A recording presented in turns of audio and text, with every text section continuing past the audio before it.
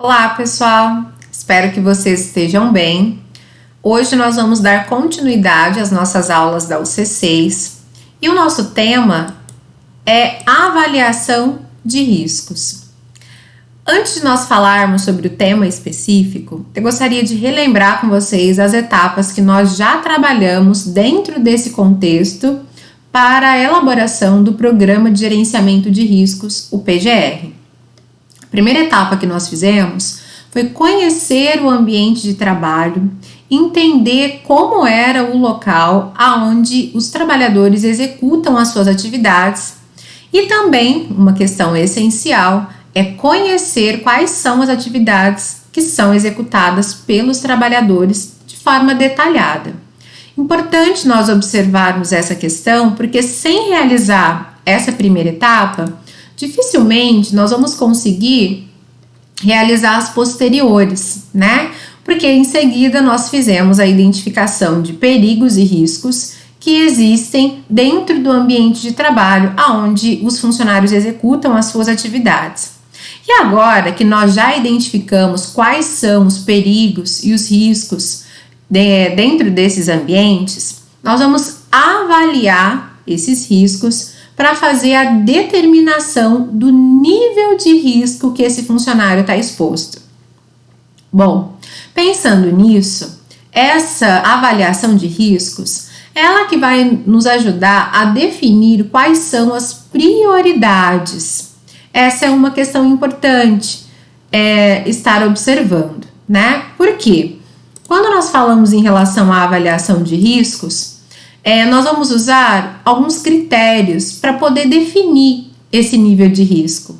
E os dois critérios a serem utilizados serão severidade e a probabilidade das consequências. E isso vai nos auxiliar a gerar aí, a classificar o nível de risco.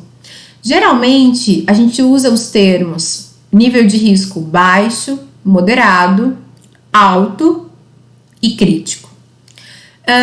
Isso a depender da ferramenta que vai ser usada para analisar, então, para avaliar os riscos. Nós vamos trabalhar com uma matriz de risco. Existem vários modelos de matriz. E aí, essa avaliação deve ser feita usando a melhor ferramenta que for aplicável ao contexto, né, da organização, ao tipo de organização, ao tipo de atividades que são executadas dentro de uma determinada organização ou empresa. Pensando nisso, vamos falar um pouquinho sobre os critérios de severidade. Essa é uma questão que a gente precisa observar. Eles têm divisão por categoria, que vão do 1 ao 4, sendo o 1 considerado mais leve e o 4 aquele que nós vamos considerar o mais crítico. Bom, dentro da categoria 1, eu vou enquadrar, né, as atividades que podem gerar danos leves, quando não há necessidade de tratamento médico ou no máximo um dia de afastamento. Quando a gente não apresenta, né, risco potencial de danos à saúde nas condições usuais, industriais, que estão descritas na literatura. Então, a gente pode dizer que a categoria 1 é aquela em que praticamente não existe exposição aí a um determinado agente, né, ou a um determinado risco para uma atividade.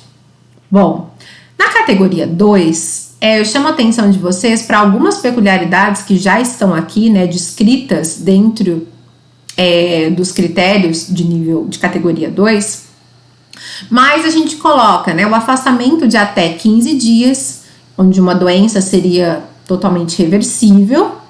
Quando a gente representa um risco moderado à saúde nas condições industriais usuais descritas na literatura, não causando, aliás, efeitos agudos. Eu coloquei em negrito aqui para vocês essa informação, quando não ultrapassou o nível de ação. E aí é importante nós relembrarmos o nível de ação para os agentes físicos e químicos. Quando eu falo no nível de ação para agentes químicos, ele é 50% do limite de tolerância. Então, se eu tenho um determinado produto químico, né, uma determinada substância, e ela tem um limite de tolerância de 20 ppm, por exemplo, se na avaliação quantitativa eu detectei que o funcionário está exposto a 8 ppm, não ultrapassou o nível de ação, que seria 10, ou seja, metade do limite de tolerância, que é 20, no exemplo que eu citei. Então, quando não ultrapassar o nível de ação, eu posso enquadrar, né, esse risco, esse critério de severidade, na verdade, como categoria 2, né? Ou também quando a gente não possui limite de exposição do tipo teto e o valor do limite de exposição tipo média ponderada, que são valores que nós encontramos na CGIH, é consideravelmente alto, porque a gente sabe que quanto mais alto o limite de tolerância de uma determinada substância, menor é a nocividade dessa substância, ok? Ou também quando não houver queixas dos trabalhadores, né, em relação ao agente que está sendo tratado, tá? A outra categoria é a 3. E aí, se vocês observarem, como que nós vamos enquadrar, né, uma determinada situação nesse critério de severidade categoria 3? Necessidade de afastamento superior a 15 dias, doença reversível séria com limitação de capacidade. Ou quando a gente puder causar efeitos agudos, né? Ultrapassou o nível de ação. Importante nós relembrarmos aqui quais são os efeitos agudos, né? O que são efeitos agudos e o que são efeitos crônicos, né? O efeito agudo é aquele aonde eu vou ter ali uma situação onde esse efeito pode ser percebido de forma imediata, né? Por exemplo, eu posso ter uma exposição aí à amônia ou, por exemplo, também ao acetileno, que é um asfixiante simples. E aí, o que acontece? Uma rápida e breve exposição já pode causar efeitos no trabalhador, né? Como, por exemplo, a falta de oxigênio, que isso pode gerar, se for uma situação de um espaço confinado, pode gerar, por exemplo, aí um desmaio, perda de capacidade de locomoção, né? Então, essa é uma questão importante. Então, isso seria um efeito agudo, um efeito imediato àquela exposição. E os efeitos crônicos são aqueles que vão acontecer ao longo do tempo, né? Não é apenas uma exposição que já vai me gerar uma doença, mas a exposição constante ao longo de um determinado período vai me gerar uma doença. Um exemplo, a perda auditiva induzida pelo ruído, a PAIR, que se o funcionário ficar exposto, né, a ruído por acima do limite de tolerância, né, ou do nível de ação sem a devida proteção por um longo período, ele pode vir a ter uma PAIR. Então é importante a gente relembrar isso. E aí, quando esse determinado agente ultrapassar o nível de ação, eu posso enquadrá-lo, né, na avaliação quantitativa, eu posso enquadrá-lo como categoria 3. Por exemplo, quando nós falamos para ruído, o nível de ação é 80 decibéis. Ora, se um funcionário tiver uma exposição, né, de 83 dB, o nível de ação já foi ultrapassado. Não ultrapassou o limite de tolerância, que é 85 para uma jornada de 8 horas. Mas já ultrapassou o nível de ação, que é 80, tá? Então, nesse caso, eu também poderia enquadrar esse critério de severidade na categoria 3. Outras situações é quando a gente também possui limite de exposição do tipo valor teto, ou quando possui limite de exposição, tipo média ponderada, mais baixa, né? Alguns ppm. Então, quanto mais baixo o limite de exposição de um determinado agente, de uma determinada substância, mais nociva ela é para o trabalhador, ok? Quando as práticas, né, operacionais ou as condições industriais indiquem um aparente descontrole da exposição, por exemplo, quando eu tenho uma reclamação de um trabalhador, por exemplo, e eu não tenho ou não foram realizadas ainda avaliações quantitativas e eu estou tendo queixas. Então, isso também é importante. Quando há a possibilidade efetiva de deficiência de oxigênio, essa também, aliás, quando há possibilidade, né, de deficiência de oxigênio, essa também é uma questão importante. Por quê? Quando nós consideramos deficiência, né, de oxigênio, de acordo com o NIOSH, nós consideramos deficiência de oxigênio níveis abaixo de 19,5 quando se trata de um espaço confinado, e quando não é um espaço confinado, níveis abaixo de 18%. Então, isso é importante também nós estarmos observando. Quando houver, então, essa possibilidade, eu posso enquadrar dentro da categoria 3. Quando não há proteção, né, cutânea para a pele, né, específica no manuseio de substância ou notação de pele, né, nos critérios ACGH, por exemplo. Quando há queixas sistemáticas, né, sobre indicadores biológicos de exposição, e aí a gente pode olhar isso lá no PCMSO, que é o Programa de Controle Médico de Saúde Ocupacional, que é um programa que nós vamos ver posteriormente também. Então, nessas situações, eu posso enquadrar dentro da categoria 3 para o critério de severidade. Nós também temos a categoria 4. Quanto que seria, né, o enquadramento dentro dessa categoria no critério de severidade? Quando aquela situação pode gerar aí o risco de morte ou agravo incapacitante, né? Então, essa também é uma outra questão importante. Quando envolve exposição a carcinogênicos, né, quando aquela exposição a aquela determinada substância pode gerar o risco de câncer, né, ao trabalhador. E um critério importante, quando ultrapassar o limite de tolerância e não existir proteção individual ou proteção coletiva que seja eficaz, né? Então, é importante a gente lembrar que o limite de tolerância para ruído, para uma jornada de 8 horas, é 85 dBA. E para os agentes químicos, nós vamos consultar os anexos da NR15, anexo 11, anexo 12.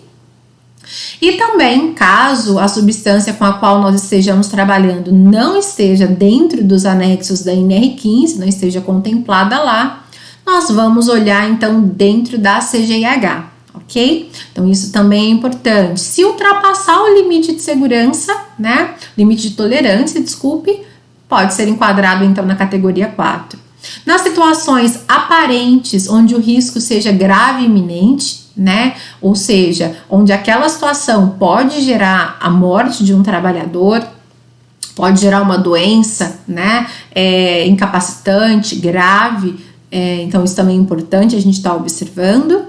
Quando há risco aparente, né? Tá ali uma situação onde está caracterizada a deficiência de oxigênio, como nós falamos, né? Isso é considerado para ambientes que não são espaço confinado menor, a concentração menor que 18%, e para ambientes que são espaço confinado, a concentração de oxigênio menor que 19,5%, tá? Então, é importante a gente falar sobre isso. Quando a gente possui efeitos agudos, né, ou então baixos limites de exposição, e ele pode ser considerado IPVS, né, quando ele tem esse limite aí ultrapassado. O que é o IPVS? É o imediatamente perigoso à vida e à saúde, né? Então isso é importante. Quando as queixas são específicas, né, e são frequentes com indicadores biológicos, então quando os trabalhadores, quando um trabalhador de repente relata para vocês, quando eu manuseio aquela substância, eu sinto dor de cabeça, sinto náusea, então e é só quando eu manuseio aquela substância. Então é importante a gente olhar para essa queixa do trabalhador. E quando tiver exposição cutânea severa, substâncias com notação de pele, né, e a gente também não tiver proteção, Essa também é um olhar que a gente tem que ter. E aí a gente pode enquadrar esse critério de severidade como categoria 4, ok? Então a gente falou um pouquinho sobre os critérios de severidade. E agora nós vamos falar sobre um outro critério que nós vamos usar, que é a probabilidade. Qual a probabilidade das consequências, né, que essa determinada exposição do trabalhador pode gerar? Então, ela também está dividida em 4 categorias, sendo que a primeira, isso é provavelmente improvável aí, é improvável que isso aconteça, quando não há exposição, né?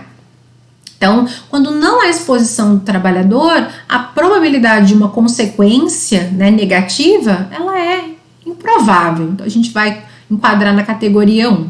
Na categoria 2, isso é possível, mas espera-se que não ocorra.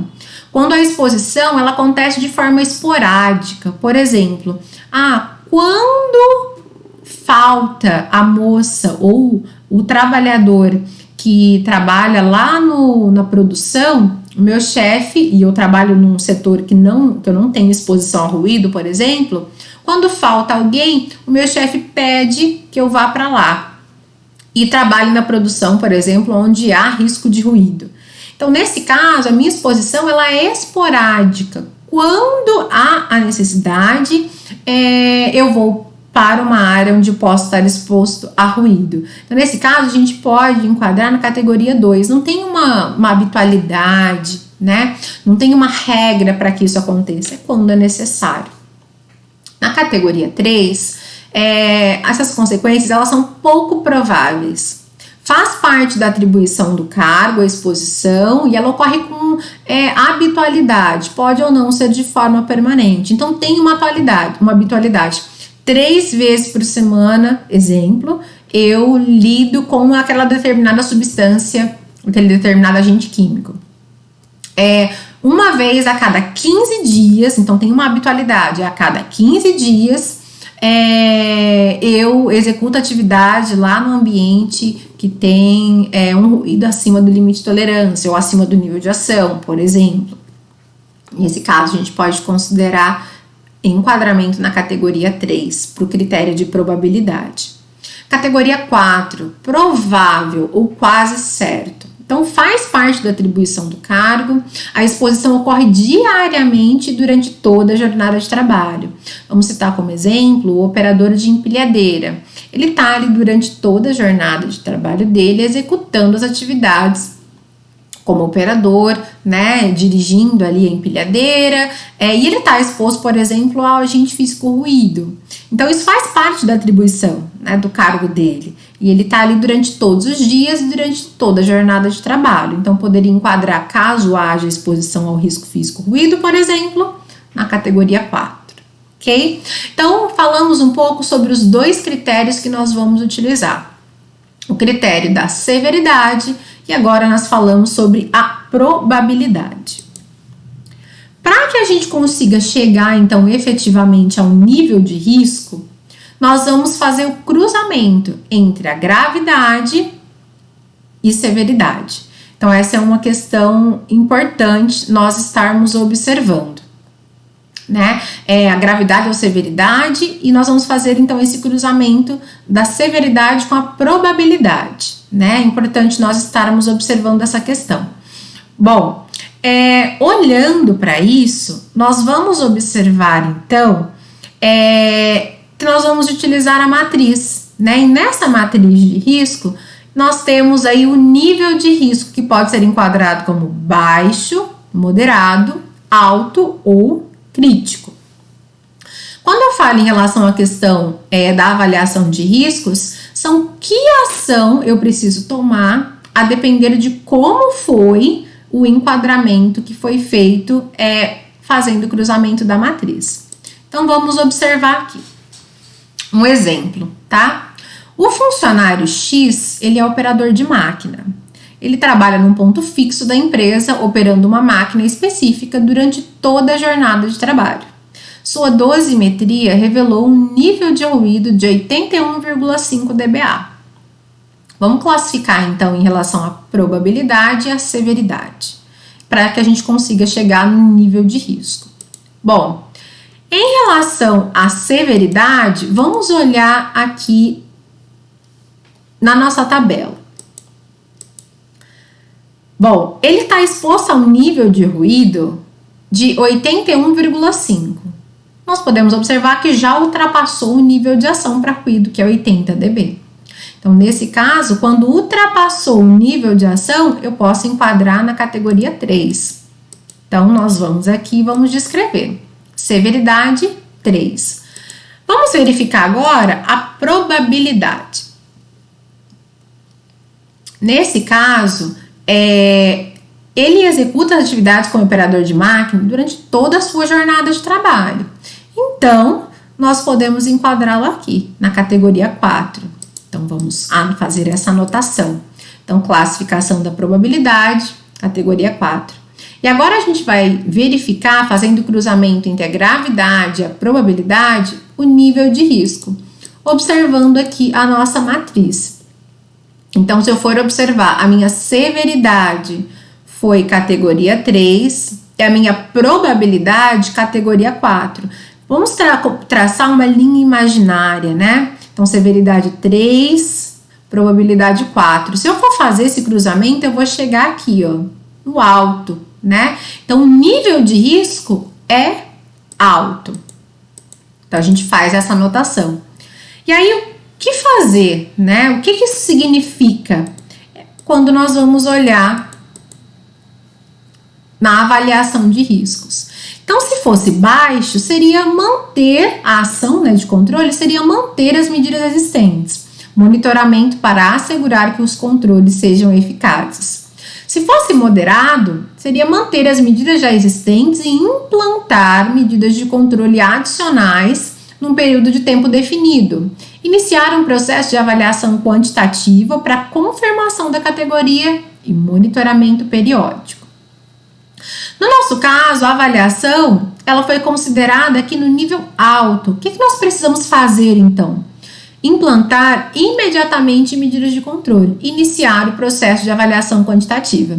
Nesse caso, a avaliação quantitativa já foi feita, né? Então, já sabemos que ela está acima do nível de ação. Então, nós temos que entrar com uma medida de controle. Lembrando que nós falamos na aula passada sobre a hierarquia das medidas de controle. E aí, importante nós observarmos, né? Que essa hierarquia deve seguir primeiro as medidas de proteção coletiva, como substituição, né, por exemplo, da matéria-prima, retirada do trabalhador, né, por exemplo, se é possível substituir aquela atividade que o trabalhador executa, se é possível automatizar essa atividade, né, e depois, caso não seja possível as medidas de proteção coletiva, nós vamos aí, então, implantar as medidas de proteção individual, que é, por exemplo, o fornecimento de equipamento de proteção individual. Nesse caso do nosso trabalhador, poderia ser um equipamento como um protetor auricular, por exemplo, tá? E se, porventura, o nosso nível de risco tivesse sido enquadrado como crítico, a ação teria que ser implantar medidas urgentes para o controle de riscos. As atividades deverão ser suspensas até que o nível de risco seja reduzido. Caso não seja possível reduzir o nível de risco, o trabalho deve ser paralisado, né? E somente ser retornado quando as atividades, o nível de risco tenha sido diminuído. Ou o trabalho, então, né? Caso não seja possível fazer isso, o trabalho deve ser proibido e uma ação deve ser tomada. Bom, pessoal, é isso. Esse era o exemplo que eu queria passar para vocês, para que nós pudéssemos entender, então, os nossos critérios para a avaliação da exposição, identificando, então, o nível de risco. Importante, né? Por que essa é uma ferramenta que nós devemos usar, que tem muita importância, né? Porque dentro de uma empresa nós vamos ter vários riscos. Qual que eu vou tratar primeiro? Eu tenho que tratar todos, mas qual que eu vou tratar primeiro? Qual será a minha prioridade? Então a matriz ela nos ajuda a enxergar, né, essa classificação, ok? Bom, por hoje é só. Obrigada.